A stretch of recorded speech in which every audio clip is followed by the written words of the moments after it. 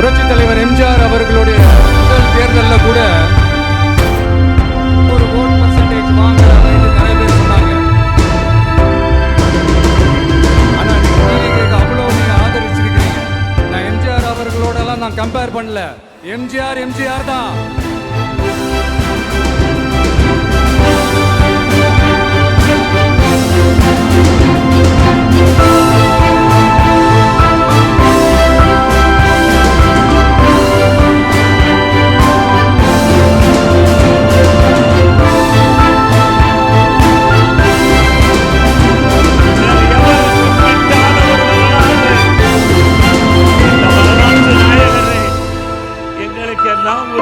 காட்டுகிறோம் என்று எல்லாம் பெருமைப்படுத்தினீர்கள்.